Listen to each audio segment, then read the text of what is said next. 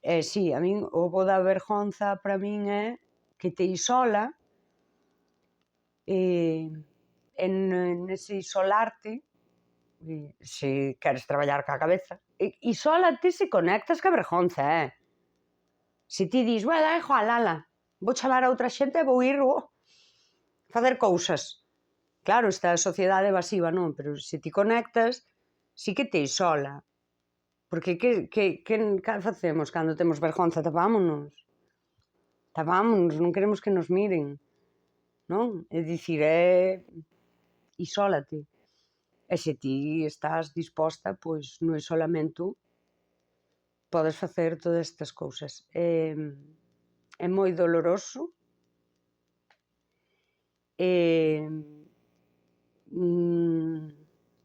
Eu creo que nunha sociedade tan superficial, nunha sociedade de autoescravitude que nos exixe tanto, que temos que parecer sempre de 25, estar flacas, ter a casa estupenda, ter un chollazo de non sei que, ganar cada vez máis cartos, mercar un coche mellor, se acabaches de pagar a casa tens que estar pensando xa en comprar unha na beira da praia.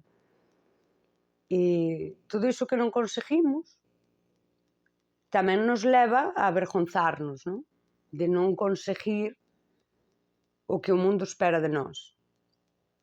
E aí eu creo que se podería falar moito de como, a parte que é unha cousa que eu cheguei, isto de unha sociedade de persoas con medo, e de, pois, eso, que persoas que evaden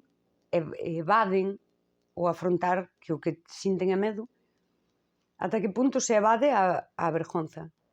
Cantas persoas, eu diría que tamén é unha sociedade de persoas que se avergonzan de si e non conectan con iso, non fais un traballo de autoaceptación, de dicir, esta son eu, este é o meu camiño da vida, e o que digo sempre, honrar ese camiño, celebrar a túa vida e honrar a túa existencia nese camiño, mellor, peor, ou como se dou e como poideches,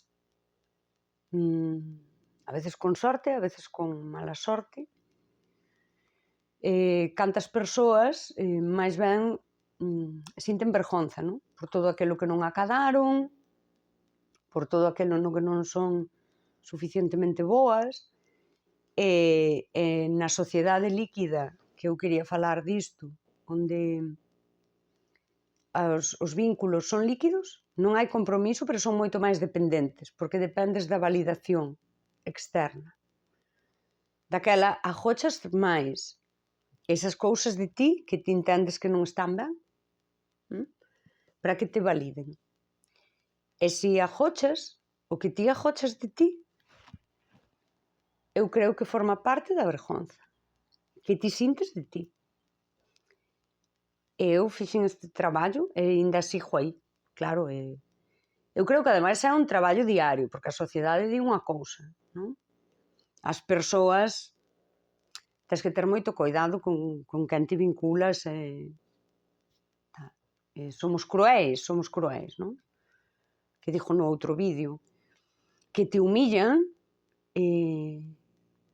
ao mellor non cunha intención tan maquiavélica, pero humíllante porque precisano para sí.